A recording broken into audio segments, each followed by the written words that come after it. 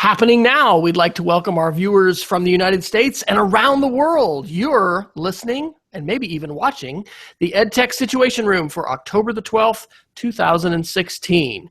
My name is Wes Fryer, and I am joining from Oklahoma City, and I am the Director of Technology at the Cassidy School. Miguel noticed as we were talking earlier, I've got my Google fleece on, not necessarily because I was going to be pro-Google tonight, but because we've had a blast of cool air that makes it actually feel like fall, but I think it's going to be back in the 90s, and I don't think Miguel has quite felt that yet. So I want to welcome our special guest who is making a return to the EdTech Situation Room. How is life in San Antonio, Miguel?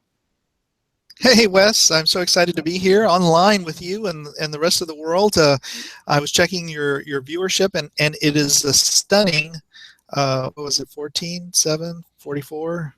I'm sorry to pick on you like that. My son said to do that. He wants you to know that his show, Cooking with James, has more viewers and subscribers than your show does, and that just gave him an immense source of pride for him in the few minutes before the show began. So San Antonio is wonderful over here. As you know, I'm a director of professional development for tcea.org. Anything I say from this point forward is not affiliated with TCA unless you want to recognize how wonderful and great an organization it is, and you're attending TCA 2017 convention. Registration is already open. And by the way, Wes, I noticed that you're wearing like a purple jacket, and I'm wearing purple too, because, you know, purple is Microsoft's color. Did you know that? No, it's the color of royalty and the color of the Wildcats of Kansas State. So I don't know anything about Microsoft. Well, I think we may have some good Microsoft banter tonight. You know, for James, we are really more of an audio show than we are a live viewing show. But hey, we had a couple live viewers that stayed with us the whole time. And in fact, I'll DM you this, but I did finally figure out how to get the pop-up link for the chat room, and so we do have live chat. And so if you are joining us live, feel free to participate in our live chat. For those of you that may be new to the show, or whether you're new or old, you can head over to edtechsr.com and click the links link that is very cleverly named to access the show notes and the articles that we're going to be talking about. Our format is generally to take a look at some recent news articles and then put an educational lens to those, and kind of visit a little bit about what's happening in the world of technology as it relates to education. So, but Miguel, I don't think I've really had a chance to visit with you a lot since you have started the gig with TCEA.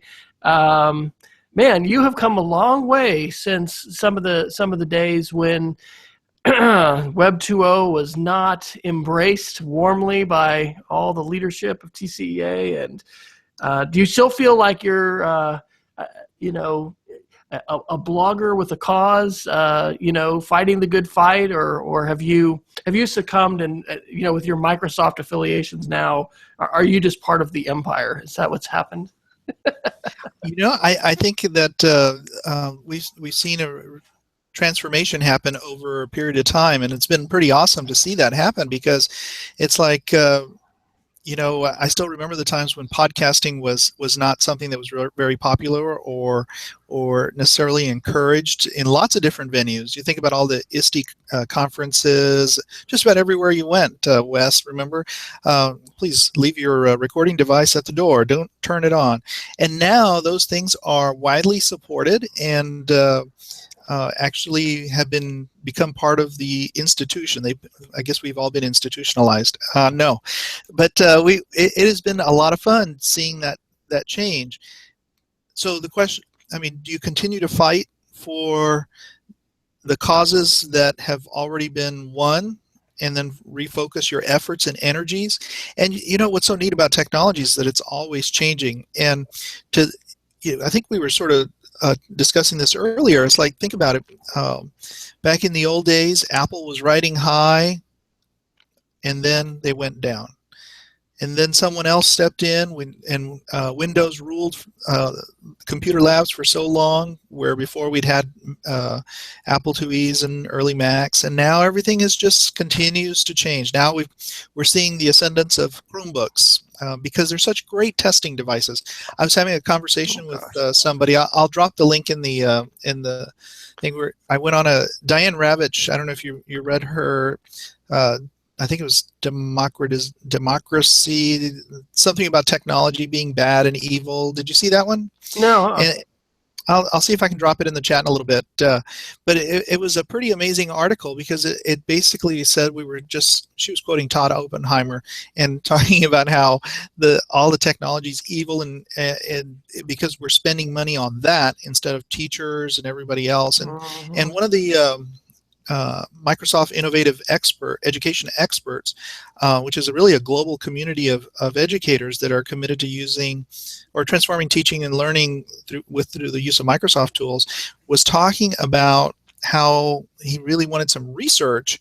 I think it was Mark Helios. He was talking about he wished he had some research to sort of throw back at Diane.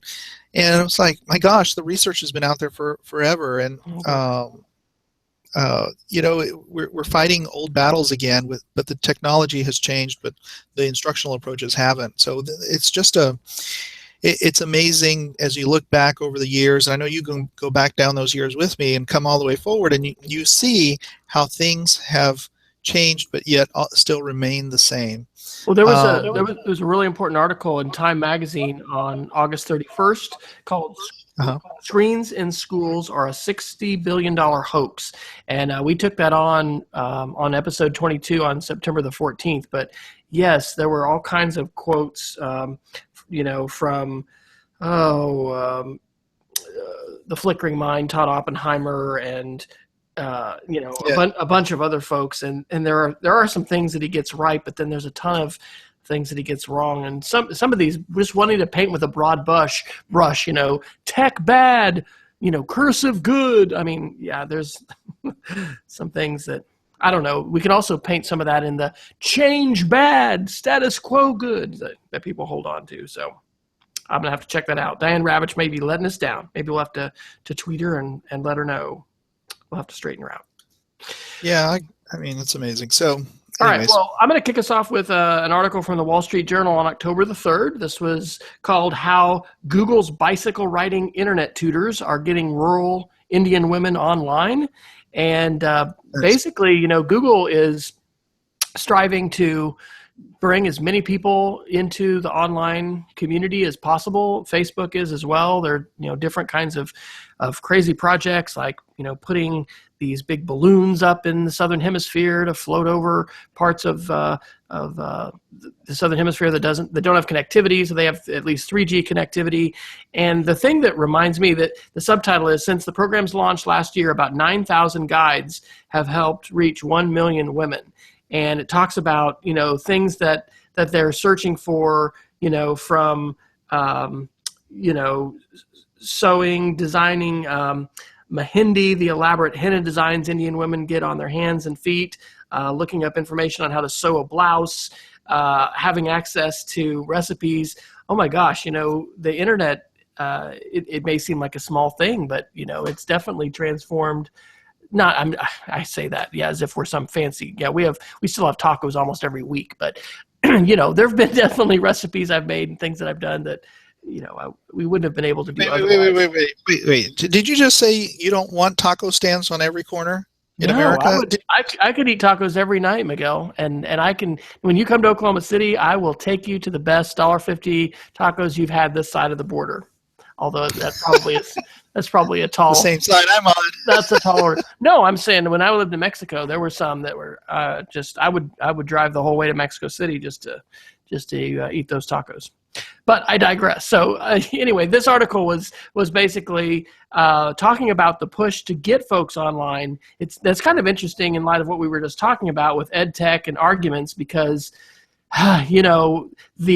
the shiny sparkle of technology and we just have to get everyone online and suddenly the world's problems will be solved. I mean, we definitely have dissenters for that, but articles like this point out what a transformative thing it can be to have access. Our family, my wife is actually on fall break all this week.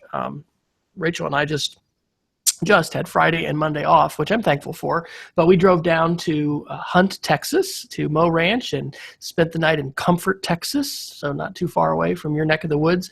Whenever I drive through rural Oklahoma, rural Texas, rural Kansas, anywhere, I'm just reminded about connectivity and how powerful it can potentially be, and perhaps what life was like when the library locally was it in terms of, or maybe bookstore for a lot of folks. So I don't know. Any comments about Google and their efforts to connect the disconnected parts of the world? Absolutely. Yeah, definitely. I dropped a quote into the chat that for me sort of captures this, and I just have to share this experience. This past weekend, I don't know if you're aware of it, but my mom is 87. She's about to turn 88, and in November, and she's older, in an assisted living center, and but she still has friends, and my aunts actually, that live in the Republic of Panama. And we think, it's so amazing when you can just pick up your cell phone, call them up. But it's even more amazing when you can connect on WhatsApp and send pictures and video and make those connections with them. And I think we underestimate the power of being able to connect with each other. And just as you point out, I mean, women want to learn how to use Facebook, WhatsApp, messaging service. How powerful is that? Connect and bring people together. That's what technology is about. If it's not bringing us together, what's the point? So I really think that's what's so exciting about these technologies. In fact, one of the geeks of the week, I don't want to give it away. No, you can jump ahead. You have 3, so hey, get started. That's right. I'll just throw this one out there. Is the Google Duo. All privacy concerns aside, because there's a lot of privacy concerns with Google Duo and or is it maybe the Allo service that it had? But and remind people what that is, because I've heard of that, but I am not a user. So tell us what that is. So Duo is think of it as FaceTime for Android as well as iOS devices. Okay. And so before, iOS users you couldn't FaceTime Android users, but now you can, and it's such a powerful app. I used it one evening to have a conversation with my daughter. Completely blew my mind how easy it was. I was there in her kitchen while she's cooking dinner, and sure, we could do this with Skype, we can do this with Google Hangouts, or appear in all the million different ones, but I had never seen it work so well between Android and iOS as I did with Duo. I think. And isn't it wonderful when that bar gets elevated and things actually get easier rather than harder? I mean, that's the direction it should be going, right? Yeah, and if you look at the Duo app, I was expecting tons of settings and features, and I was thinking I was going to run into something like YouTube Live, where you have to figure out which settings to hit or buttons to push, or what hidden panels there are. Duo is just drop dead easy. You just hit the button, you call somebody if they have the app they're in, and right away you're broadcasting. And it's that easy, and that's how easy it needs to be. I used to really enjoy complexity. But I realize now that the majority of people don't care. They just want it to work and make it as easy as possible. Miguel, do you remember PGP back in the day? I mean, we were exchanging pretty good privacy messages. This would have been circa 97, 98.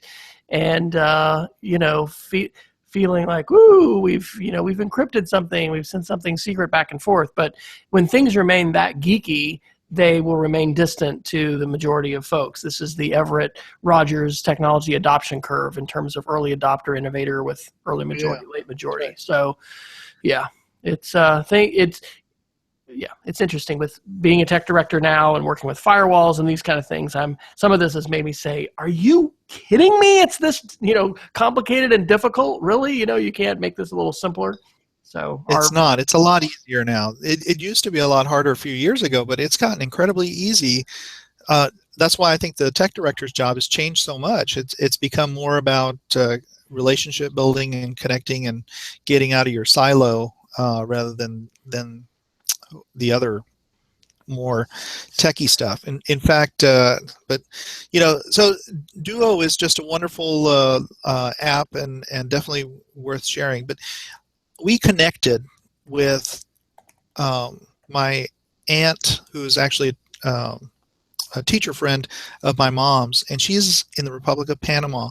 And this lady is in her 80s as well, and she's using WhatsApp. And you think about it, she's 80-something years old, and she's using WhatsApp to send pictures and connect. That's awesome. It's just awesome. And she's in a country, in the Republic of Panama. It's like, I know, I'm probably, it's Latin America. They don't have internet connections and all that stuff, but they do. So, and it's all through mobile phones. It's everybody's got a mobile device. Everyone's connected. And that's what's so powerful about this article, about getting these women connected, because they get connected. They connect to their kids, their families, and that's how it spreads. And who teaches their kids all this technology? Yeah, The mom. and that's important for us not to forget, because it's so often I listen. By the way, shout out to Diana Brenner and Peggy George, who are live and they're in our chat room saying hi. Thank you all for joining us. Head over to edtechsr.com/links if you'd like to check out our show notes, and please drop any questions or thoughts that you all have, and we'll try to give those voice as we're having our little dialogue tonight. I think I watched the Steve Hargadon Classroom 2.0 Confessions of an EdTech Revolutionary night before last, I think, and it was pretty interesting. He was doing a lot of reflecting about the ways in which technology institutions and bureaucracies kind of absorb things for their own purposes. And you mentioned testing and Chromebooks, and we do see probably all around us these potentially disruptive technologies and really, powerful tools that could be used in such wonderful ways to connect students to, experts and to each other, and to be social and really to change up many of the dynamics that we traditionally think of school being a content delivery experience, a banking model, if you will. And so I read this article and I think about how important that is too.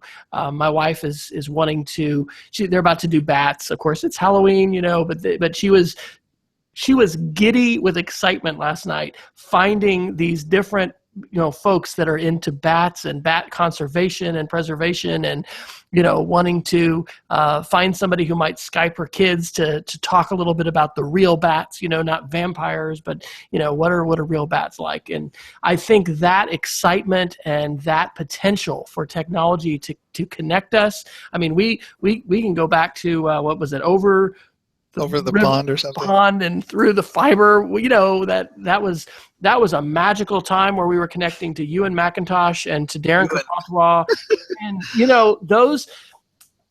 those experiences can be powerful. That's right. Yeah, Mark Allness out in Seattle. I can't tell you how many times I've quoted Mark Allness from that time, from that one. I must have mentioned him, I don't know, half a dozen times. When chatting about how he was isolated in Seattle, Washington at his school, and he was the only one using these technologies, but then he was connected to a whole world of people that were excited and using it, and I still remember all that. It's like, and you realize when you look, you don't realize it while it's happening, but that becomes sort of like, what's the right word, seminal experience, the seed from which everything flows or comes from, and you just don't know it when it's happening. Yeah. But then later down the road, you look back and you say, wow, this really impacted me in a way that I never imagined. And I don't know if you remember, but Mark was kind of timid about sharing this because he was pointing it out, and I think he was worried about sharing that, maybe overawed that he was chatting with Wes Fryer. No, that wasn't anything silly like that. But no, he was. And then the ways in which, blogging and writing and having his kids, express their voice. I'm energized by that, and I know that part of what we need to do is encourage teachers to have those kinds of experiences, because once it's like tasting the ice cream or the lemonade, or I don't know what the right analogy is, but I mean the tacos perhaps. Once you've had that savory of a taco, you know That's that right. Taco Bell is not even scratching the surface of what it can be. Hey, Taco Bell, come on. I love Taco Bell. Okay, Their bean all right. burrito, their Dorito chip. They are tacos. they are reinventing themselves. I took our daughter Sarah there recently. So, all right. Well, let's. Quick question, Wes. So I'm looking at the group chat on the Google Hangout. But that's not the right one, is it? Because I don't see Diane or Peggy out there. Yeah, it's not. And I thought that I had put that text to the live chat, but that's not it. So on a separate laptop, I actually paused, and then I went to our live page, and that's where I'm seeing the chat. So Diane had asked a question: is Duo replacing Hangouts? No, Google Hangouts are now integrated in with YouTube Live, and so on your channel, you click on live streaming, and there's a little sidebar link that says events, and you can schedule an event. And when you start an event, there are two choices. You can choose to do a Google Hangout like we're doing now, or you can be fancier with an encoder and really lots of more geeky stuff that I'm not messing with. And so anyway, I don't think that's one critique I have, is that they don't appear to have made it easy at all to, Miguel, if you just go, do you have a second screen that you can go to? Well, Wes, the reason I'm shaking my head is that if you do a quick search on Duo replacing Hangouts, you're going to come up with Duo is replacing Hangouts in Google's batch of pre-installed apps. Google Duo replaces Hangouts in apps package for Android. This is Google's. And then Google is demoting Hangouts to optional in Google Apps. And Google Duo, well, you get the message, right? Oh my gosh, okay. Thank you, Miguel, Wes takes his foot out of his mouth. And No. What I was pointing out is that, Diane asked a Googleable question here, or a Bingable question. And so I guess the question is Duo? I mean, Duo is so drop dead easy. It's like we should be using that instead of Hangouts. And I'm not even knowing. I haven't even used Duo. What am I thinking? I am so behind the times. This is why I hang out with people like Miguel Gulen and Peggy George, by the way, because they are on the cutting edge. I'm serious. Right. I haven't even downloaded it. I don't even. Yeah. I know nothing about it. So okay. Well. If you want to feel really bad, I told my son, who of course has a show called Cooking with James. You have to put a link to it. Well, I wish I knew where the chat was so that I could post a link to it. Okay. Well, put it in. Yeah. All right. We'll just put it in the Google Doc or whatever. Put it wherever you want. I'll copy it over. Okay. So, but he said, I told him, yeah, I'm going to try out YouTube Live with Wes Fryer. He heard your voice because I was listening to the previous episode, and he said, "Is that Wes?" It's like, Wes, do you realize that my son knows your voice without even seeing your picture? That's amazing. What happens when your buddies get to stay at your house sometimes. So anyway, but tell James not to judge us. It's been years. He shouldn't judge us based upon our YouTube subscriptions. So for the record, we have this is a bit of a pet peeve. My favorite place now to house podcasts is Amazon S3, the Amazon cloud, and we're having an average of 204 downloads per day of EdTech SR. So, that's pretty respectful. Now, it doesn't tell you how many people listen to the whole thing, but in the last month, it cost us all of 24 cents to have 3.6 gigabytes of downloads. So, anyway, that's cool. Yeah, have you made at least 4 cents in advertising? We've talked about maybe monetizing it. Maybe trying to do that. We haven't gone down that road yet. I don't know at what point you reach yes, advertisers would love to reach your 200 possible viewers that. Well, James has already made 4 cents. That means he's made 4 cents more than you. Isn't that amazing? I'm going to tell him that. That's going to blow his mind. My son made a channel called String and Me where he did like Cool. Jacob's Ladder and these others, and that has continued to generate more Google AdSense revenue than any other thing we've done online. It doesn't quite pay for college, but yeah, it's a check that comes every little few months. bit counts. That's great. It does. Okay, so yes, if you, Miguel, if you have another screen that you can go to. I'm trying. Oh, Peggy says the chat blocks web addresses. Huh. I don't know if I can change that, Peggy. Oh, there's pop-out chat. Okay, I found pop-up chat. That's good. Huh. Peggy says that taco trucks are being used to register voters in Phoenix. That is awesome. That makes perfect sense. I just want to go on record that I've decided to vote for one of the candidates. Okay, we're going to be careful there, though. So it's easy. Wait, are you worried we might alienate half of the viewership? Isn't it crazy? Yeah. It's great. I'm glad you're going to vote, Miguel. That is a good sign. All right. Well, let's talk a little bit about artificial intelligence, if we can. Sure. I have two article links that we've dropped in. The first one is venture capitalist Mark Andreessen explains how AI will change the world from Vox on October 5th. And then this one, I will, in full disclosure, admit I have not read yet, but will be. Barack Obama talks AI, robocars, and the future of the world. And this is a Wired article from this month. The Mark Andreessen article, though, is pretty stunning. And I'm going to toss this question to you, and we'll get into some other things. But he says that the AI is going to be a real game changer in terms of the type of investment that you're going to need. And it's not just going to be the Amazons and the Googles and the Apples that are going to be able to leverage really disruptive products that are going to make a huge difference. Machine learning and AI are going to be able to do that. But it says that the Amazon Echo was the result of 1,500 engineers working for 4 years in order to get that. Do you have an Amazon Echo, Miguel? And are you at all concerned about your phone listening to you and giving all of these important details to the surveillance state and to the corporate overlords? Well, I mean, let me answer that question just by quickly pointing out some of the devices that I have here. I have a Windows Surface, a Microsoft Surface Book, which, of course, is running Windows 10, and a Chrome with the Google browser, and of course Google browser running on everything. I figured that everybody is listening to me at all times, and that's okay. If people want to listen to something pretty mundane and boring, but you really hit on a key issue. It's not just about the privacy, but also the security. Because let's reframe this conversation in terms of the Internet of Things or the Internet of Everything.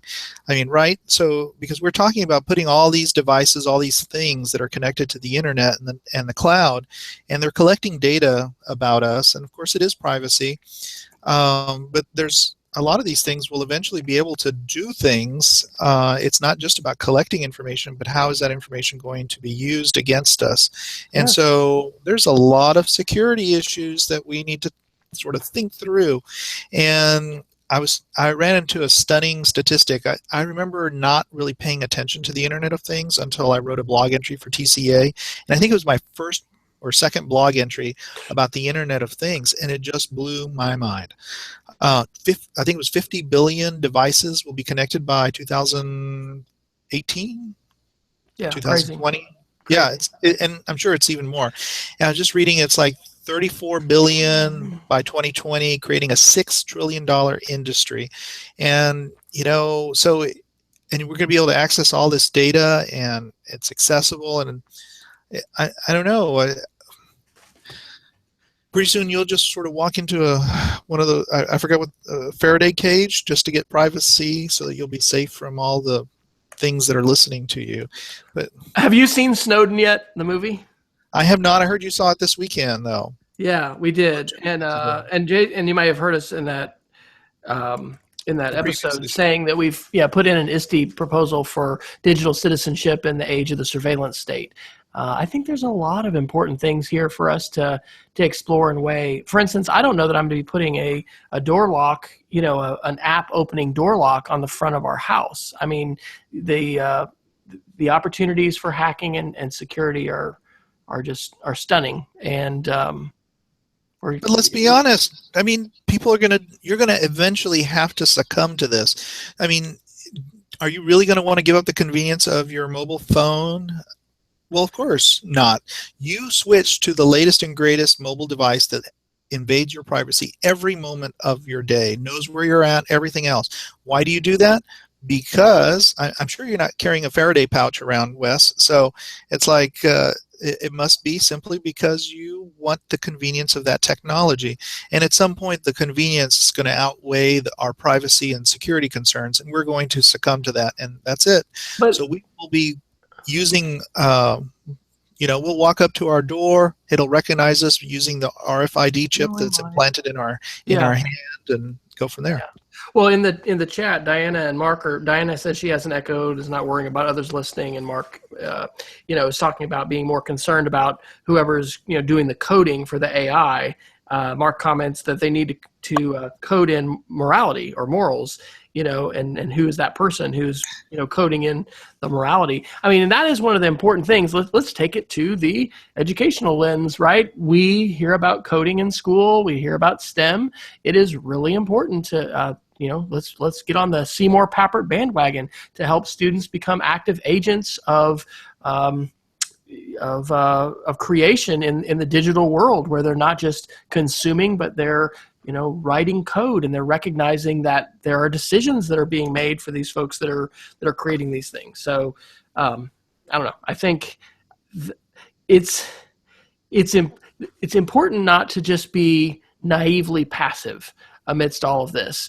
I have a pretty good friend who I've only get to visit with every few years, but his last job in the Air Force was working for DARPA, the Defense Advanced Research Agency, and he now works for Lockheed. And there's things that I've read that say that the DARPA and the military are 10 to 20 years ahead of where we are as consumers now. So there is an inevitability to some of this, that it's going to happen and it's going to become more normal. But what a lot of us assume naively, I think, is benevolent overlords. And the fact that you don't know, first off, that anything's hackable. So if I am, for instance, logging my weight and having my body mass index or whatever put in here, what is to prevent a company, in the future from using that information and making insurance decisions about me, or, I don't know, doing things. Of course, you can see from the video I'm extremely fit and really am on a great exercise plan. Actually, selfies have absolutely tried to have encouraged me to try to reconsider that. So, hey, yay, Miguel got into the chat, so that's awesome. I'm so sorry it took me so long to get there, but I see that Mark is in there, and I'm very excited. I hope Mark was around when I was talking about his comments, and I guess I better not use his name now when I quote him. Well, but yeah, how Miguel? Let me ask you this AI question. How do you think? I mean, what should we be doing in schools? And I'm not asking to speak for TCA, but for Miguel, what do you think about coding and preparing kids for the world of AI? Like, if we have a crystal ball, I would definitely agree with the thesis of this article, and I think the other one with President Obama, that AI is going to have a huge and increasing role in the future.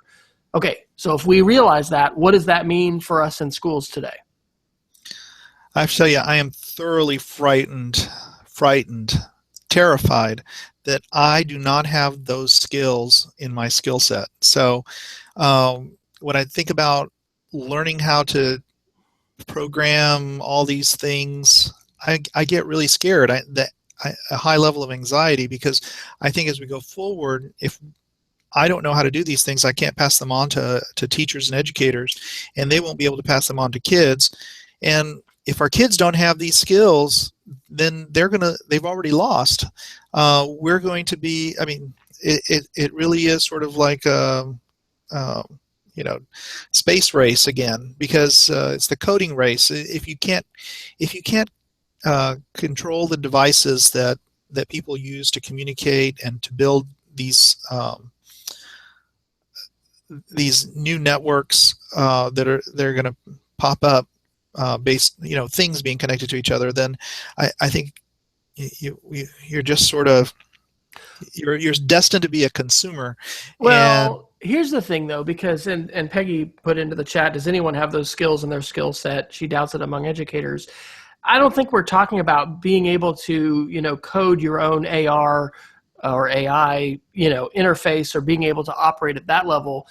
I think part of the advocacy here is for critical thinking, and it is for problem solving and people being good citizens when it comes to information and digital literacy, and not just because I think the advocacy that we do, it's important, and I want to encourage everyone, for the record, to watch Snowden, whether you go see it at the theater or you rent it or watch it on Netflix later or whatever. See this film. It's an important film, and the advocacy that we will do or will not do around the issues of government surveillance as well as corporate surveillance and data gathering, can make a difference. The question is, are we, sort of like the frog, being cooked in the pot, warmed slowly, and then, pretty soon it's boiling and it's too late. But I don't know. We're talking more at our school. This is the first year that we have a upper division computer coding class and computer science classes. And there's a growing awareness that we need to be moving in this direction. And I think, Scratch and what MIT does. I was looking today, there was an article about sharing Scratch projects on Google Classroom. There is so much wonderful thinking and problem solving and computational thinking, right, that can happen. So I don't know. I wouldn't sell yourself short thinking that I can't code in this and I can't keep up with this, because I think there are a lot of skills that we've been trying to cultivate for a number of years when it comes to digital literacy and technology that do tie into coding and tie into just being critical citizens. So. Yeah, and I guess the other part of that is how are we scaffolding and supporting teachers who don't necessarily have those skill sets, like myself, and getting them in. I have to share another experience that I had. I recently had the opportunity to visit Washington, and I was DC or state? Spokane, okay. Washington. Yep. And the state, and it was an amazing experience because I got to attend creative coding through games and apps training. It was a 2-day session, and what really sort of grabbed me about it was, and I have to go back to March because I just went last month, but if you go back to March, someone said, Miguel, how would you like to learn about creative coding through games and apps? And I said, coding? I don't think so. I can't program. I haven't been able to program since I was 13 years old, and I tried, and I just couldn't get it done. But as I was reading more about it, it was teaching programming for non-programmers. And so that was an amazing opportunity. So I said, I'll give it a shot. And I think that's what people are finding out, is that coding has changed dramatically over the years. It's not just some guy sitting in a dark closet, as one of my 17-year-old friends was, writing a program and code in a text editor. It's now very touch enabled, and I tried to paste a link to Touch Develop, which I don't know if you've seen, Wes, but it's really worth checking out because it works on Chrome, iOS, every platform, and it's intended to be touch programming, and it comes with some great tools and resources. But back to the idea of we still need to teach those morals. I mean, Martha was talking about in the chat about religious texts and things like that, but it's so important that students are going to play around. And I just saw a tweet earlier today, I forget who it was, but she said she never thought that she would have to teach kids how to not include inappropriate jokes into the code or their programs. Isn't that? Oh, wow. See, you have to have those digital citizenship conversations. Absolutely. Well, Mark made a good comment about teaming. Larger coding projects and apps are frameworks that have been created with teams of programmers. The connection I'm making here is something I learned writing my dissertation and going further with the academic publishing. And this was great news for me because it was not fun to take these, multivariate analysis and statistics and thinking, yuck, I do not want to live and breathe this. And my aha was, if I want to go down that path of being an academic researcher, I don't have to live and breathe SPSS and multivariate analysis. I can buddy up with people who do. In fact, I even did for my dissertation, who, shout out to my friend Mark here at Rose State, who, without his assistance, I would not have gotten to finish. I think the same thing is true in coding, right? Because storytelling and interactive adventure and all of these things are moving into the, and have moved into the game space. It's not just about, the screen where we're watching one linear plot. And so there's a lot of exciting possibility and potential. And I think we want to energize not only students, but your point is well taken, that we want to look at energizing and equipping teachers and providing experiences that really help us gain confidence and knowledge, and then, the ability to then take that to students, and how do we introduce those experiences to them. Yeah. I want to segue, if I can, to another article that we've got in here. That's the Voices of DARPA podcast. It's called Molecule Man, from September 27th. It's available on YouTube as well as SoundCloud. And DARPA, the Defense Advanced Research Projects Agency, is a pretty highly classified organization, and their purpose is to enhance the warfighting capabilities of the United States military and, bottom line, prevent another Pearl Harbor. That was pretty much why they were founded.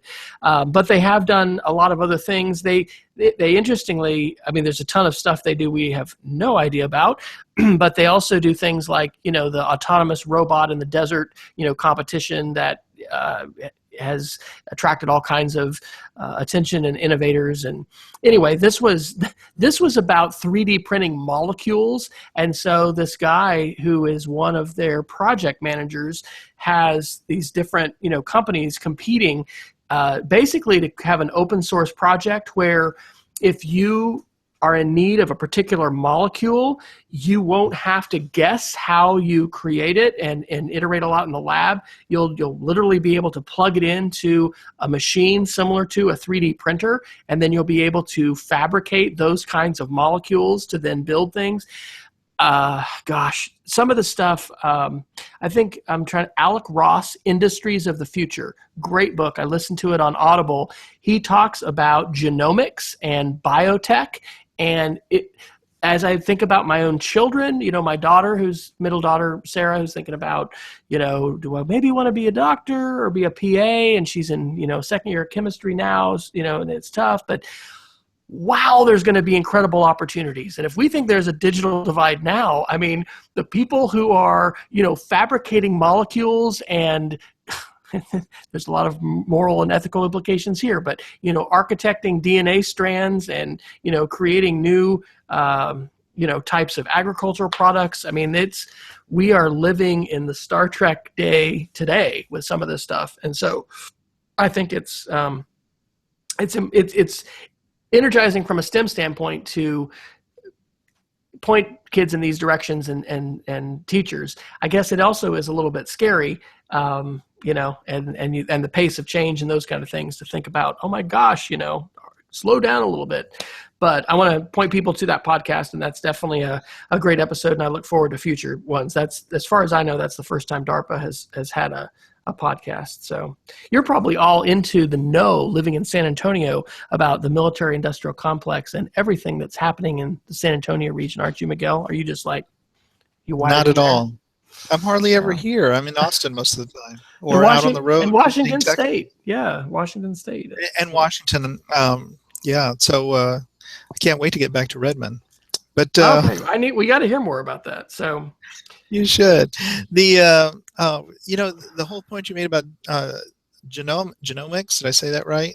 That's incredible. But you think about all the things that are being 3D printed now, whether it's food and all of that, it's just incredible. And you mentioned this whole idea of slowing down. Do you ever think, I think that because our kids are growing up moving so fast with the technologies that are just starting out now, down the road they won't be feeling, it's not, they'll be sort of babbling here, but I'm trying to find the right way of saying it's a new normal for speed change. Exactly. That was perfect, Wes. Did you know that? Have you had this conversation before? So that's good. You've said that before. Yeah, the new normal. It's my connection to you, Miguel, as my Yeah. Yoder mentor, Wow. the source of EdTech innovation. You've just infused me with your intellect. Yeah. That's just I think you're right. I mean, normal changes, and it's changing faster, and I don't know. I'm certainly valuing the disconnect and the slowdown now more than I ever have. This past summer, we had a week of offline camping in Colorado. I am trying to build that actually into my daily schedule to have more quiet time and more contemplative study time. And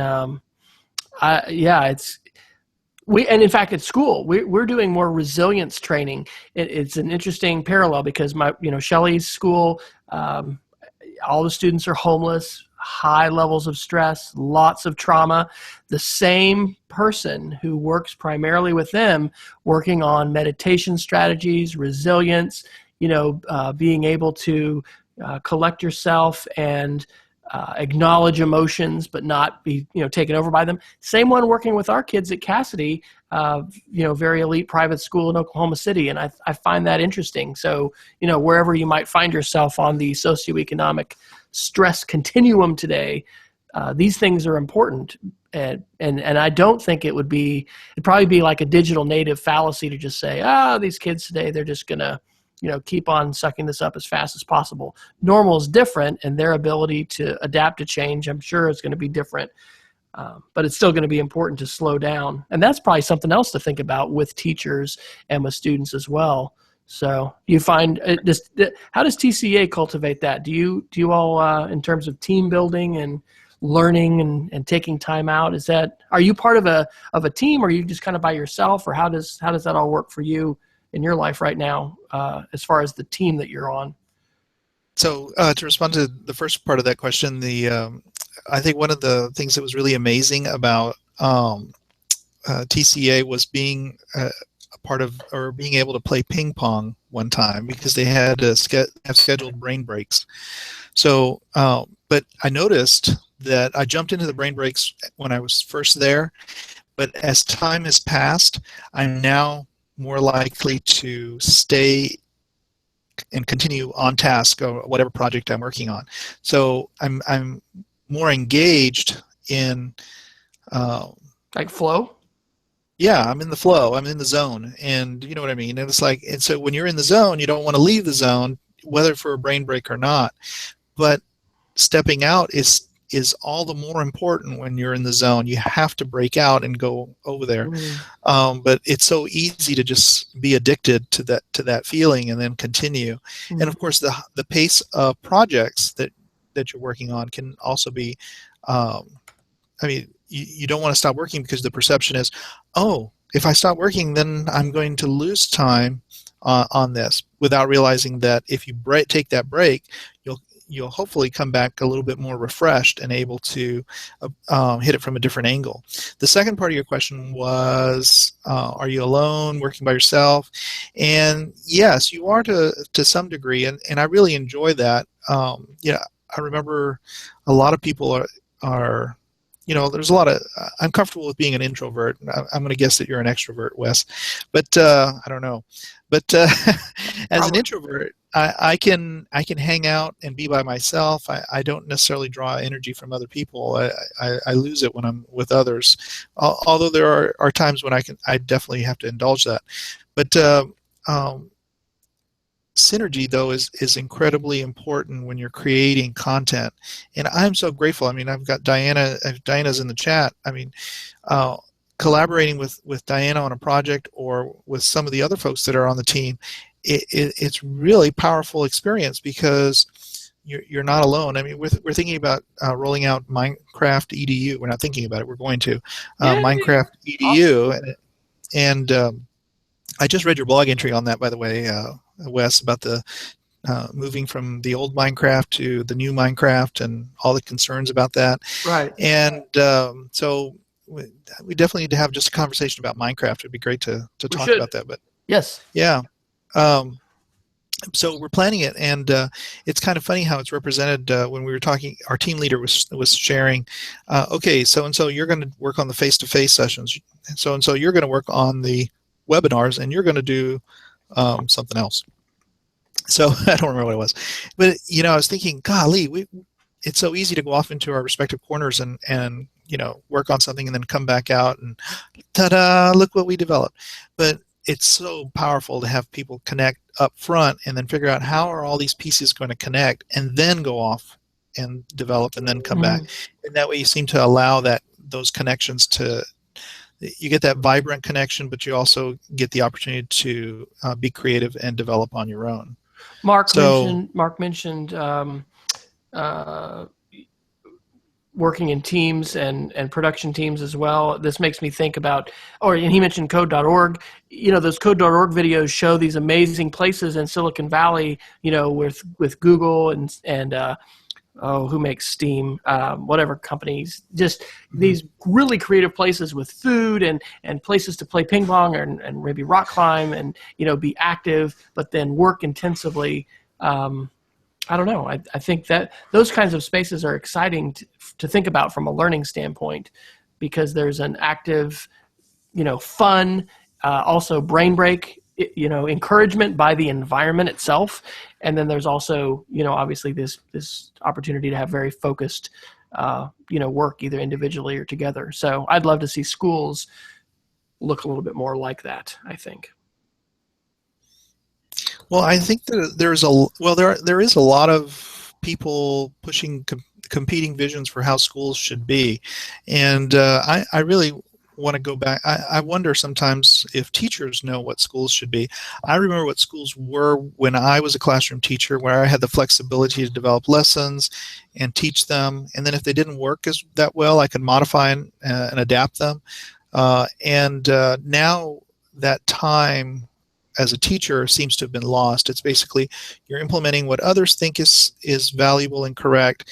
And if you screw up, you're not screwing up so that you can learn. You're screwing up because you didn't match the vision that someone else had that you would never be able to implement the way they imagined it. And so you were striving for other people's ideals, and I think it's just wrong. That's not teaching for me. And that's probably why we've seen so many teachers leave the profession, but also see teachers that are not engaged I don't remember this many teachers engaging in poor behavior, drugs in schools, everything else that they're doing. And it's like, I think it's because they're not engaged. It's not real for them. It's not grabbing them at an emotional level, and they're not learning the way that they need to be if they had the ownership. Time, ownership, and that experience is just not there for them the way it was for perhaps you and I. Shout out to Microsoft and Minecraft EDU, because for schools that will enable teachers to have freedom to create and imagine and build together with students, what a different environment that is from the world of the scripted curriculum and the, benchmark test every several weeks and all of that. Well, we have about 10 minutes till the top of the hour, and we normally go about an hour, and we're still going to need to do our Geeks of the Week. I want to do at least one more article here. One of these will just be a mention, I guess. YouTube is having a Creator Studio Bootcamp that's going through October 25th that you can sign up for free. And I've signed up, and I'm very interested to see how Google, does sort of MOOCs and is doing learning for that kind of thing. I personally, haven't jumped on the bandwagon for, Google Certified Innovator, Certified Trainer, and those kinds of things. But anyway. You haven't? I'm shocked. I know. Can you believe it? What am I doing with my time? But I have signed up for this, and I'm going to be tasting a little bit of this. I'm not going to be completing it. But the last article I want to do a shout out for was Huffington Post Canada on October 4th. What are predatory open access journals, and why should we worry? And it was talking about how in the world of academic publishing, we have some unscrupulous folks that have seized a hold of this idea of the open access journal, which would be the journal you don't have to pay for people to read. In these cases, you pay in order to get your work into these journals. But rampant plagiarism, and there was I don't know what you would call this. Well, this guy Bial has a blacklist of journals, seeing that are on the list. But basically, getting getting your work published is, publish or perish is still the name of the game in a lot of academia. In 2013, they did a sting operation. Science Magazine did, basically, who put very flawed fake manuscripts and put it out to 304 open access publishers, and 157 of them, accepted the paper. That was a criticism of open access journals more generally. But now we have, actually, organizations that are just looking to profit from this, essentially setting up a publishing mill. And, hopefully there's going to be more advanced tools to be able to, filter the credibility of these things. But it points to digital literacy. It points to the need that we have to not believe everything we read online. And, even when it says academic journal, what is that? It even said these fake journals are definitely using, titles like global the world, blah, blah, blah, just to sound, a little bit more impressive. Predatory journals publish anything and pay little to no attention to serious ethical violations such as fabrication of data and plagiarism. So, I don't know. They sound like a great description of blogs. Well, that's kind of what I was thinking too. It's like, here's the world of publishing, right? We've had these gatekeepers in the past that, if it was in the journal, then it was, definitely worth reading. You have any good sage advice for teachers working with students wanting to help develop their critical thinking and literacy as far as crap detecting and being able to choose what to believe and not? Well, it makes me think of the tried and true examples. I bet you can think of these right off the top of your head. What are the two most popular websites used to teach digital literacy and being able to double check your sources? Snopes. Okay, Snopes. But think of the two. I'll save you the trouble. But yeah, Snopes is great. But you remember was it the tree octopus? Oh yeah, sure. The Northwest tree octopus, and then that same guy has like a Yeti Bigfoot. And the Martin Luther King website about Stormfront. Yeah. Stormfront. Exactly. Yeah. So those are classic sites that are used to teach this and get the idea across that you really need to check your sources as much as possible. But now that anybody can publish, I love open access journals. They're wonderful. I mean, it's much better than the closed peer review journals that we probably grew up with. And I don't know what I'd do without some of those journals. I have a long list. I can't list or mention one right by name off the top of my head, but it's just, this really seems like a description of blogs. I mean, yeah. The world of open publishing has come to academic journals. Hello, we've been dealing with this since 2005. So yeah, so it's not that big of a deal. I think it will eventually shake itself out in the sense that everybody will become a little bit warier and I don't want to say cynical. They'll get smarter about what they rely on. And the idea of a trusted voice. Who are you going to believe? So maybe we'll be more savvy about that. Obviously, we're going to believe Wes Fryer, but it's. Of course, this is all about. Just think about Fox News versus MSNBC and CNN. Do any of those outlets provide, a bias-free reporting environment?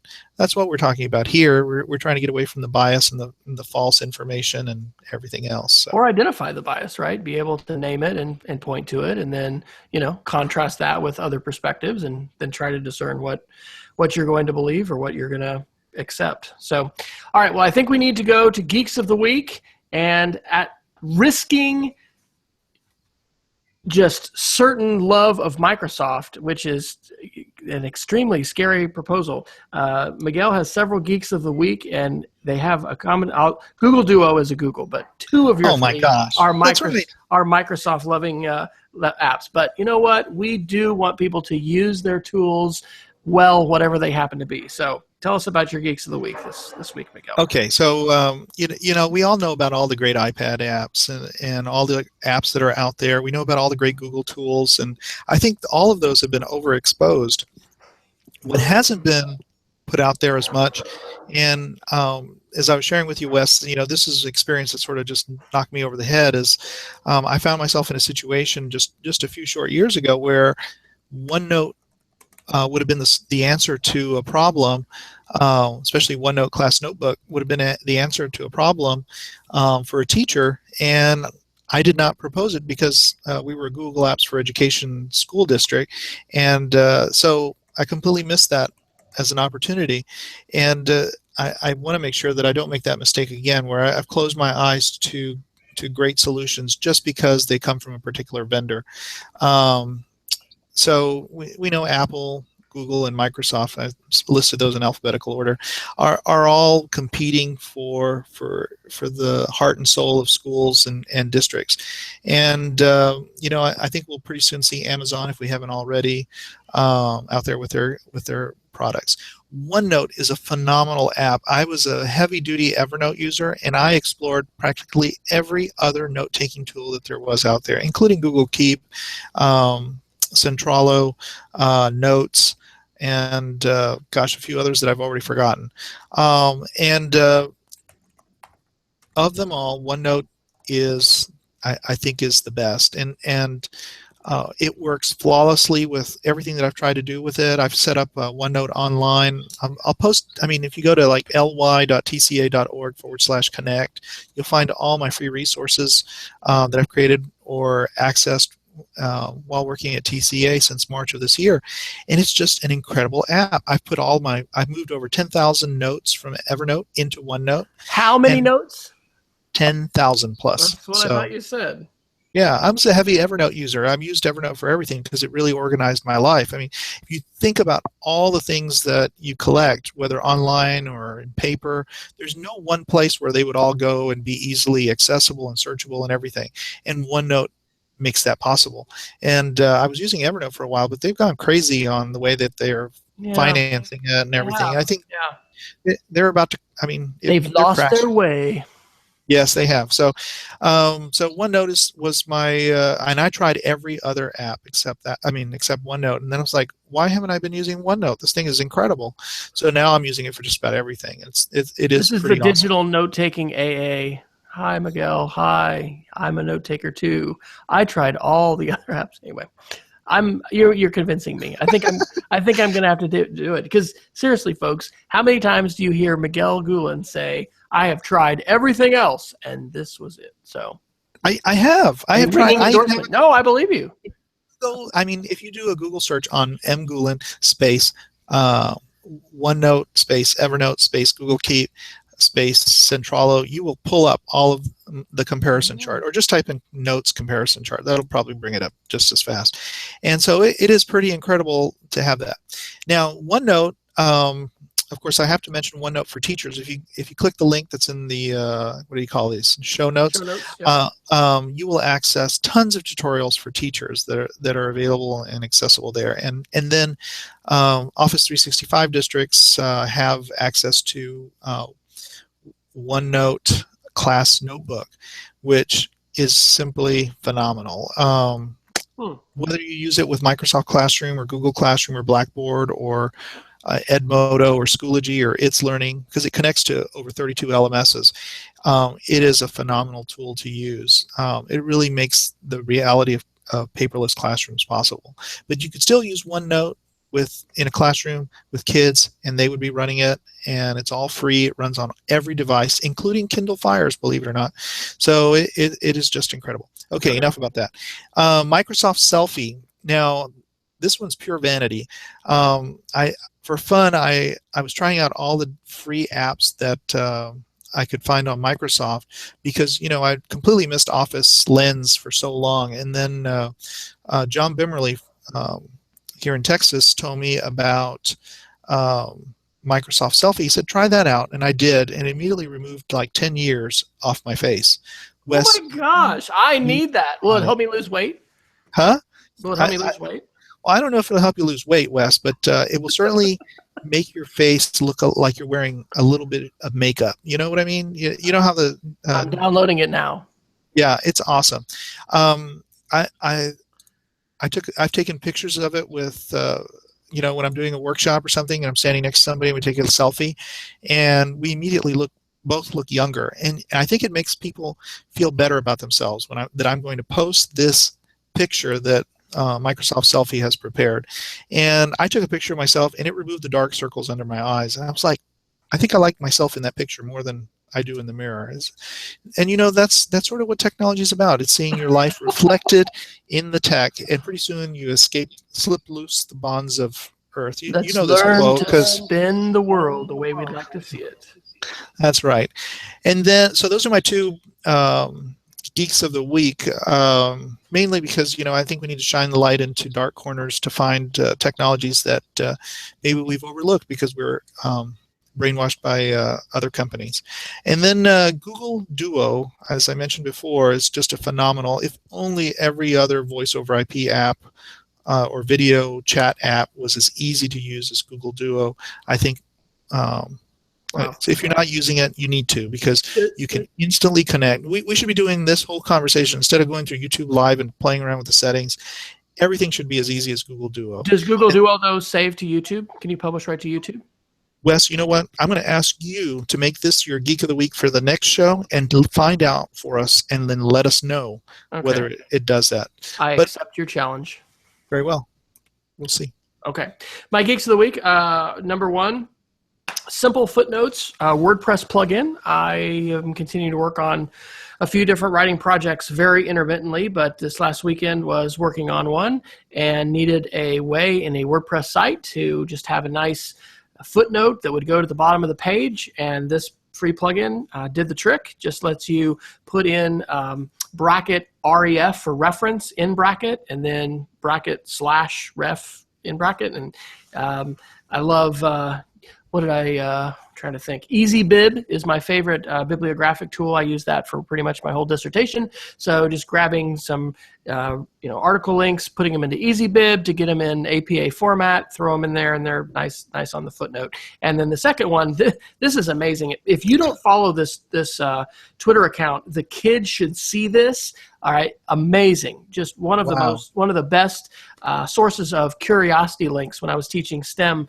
the last couple years. But this one, we just had Hurricane Matthew, of course, sort of ravage the east coast of Florida and go up into the Carolinas. And so this link is called an Earth wind map, and it is taking the data, and on a touch screen you can pinch in and zoom, and it's just amazing how it shows the current winds, and especially when there's a tropical storm or hurricane level storm active. Pretty cool. And being the geography loving guy that I am, I love anything like that helps us visualize geographic relationships and weather phenomena. So definitely worth Wes, that is awesome. It allows you to zoom in, zoom out. I'm zooming into the Republic of Panama, and I'm kind of curious about it. And it's just beautiful. I mean, you could just put this on a big screen and watch it all day. I have to say, though, I do know that you're a geography fanatic, because I still remember what is it? Oh. You paused, Miguel. I'm not hearing you. We've had an interruption. We had a perfect show, and we may have to do a little bit of editing. Are you still there? Maybe it's me. Hey, Rachel, can you pause? I didn't actually ask my children to. When I say children, we have one child at home. I think our internet's still up. Huh. We had a freeze on our show. Well, I am not sure what has happened to our friend Miguel Gulen. I think we are still broadcasting. Actually, let me look at the chat. If you are still watching in the live chat, are you all able to still hear me? Huh, yeah, Miguel is down. Miguel is out for the count. Maybe he's going to dial back in. If he is, I will have to edit this, and maybe we'll edit through. Usually what we do at this part of the show as we're wrapping up, and we're actually going a few minutes late, is just to tell everybody how to make contact with us. So I will share them for myself, and if Miguel joins, I'll let him share. You can find me on Twitter at WFryer. My blog is speedofcreativity.org, and those are the primary places where I'm sharing. I do want to give a special shout out to the Classroom 2.0 Live community, and this coming Saturday at 11 a.m. Central, my wife Shelly is going to be the featured teacher, and she'll be sharing her first live webinar in Blackboard Collaborate, and that's going to be exciting. It'll also be archived, but I'll put a link to that in our show notes as well.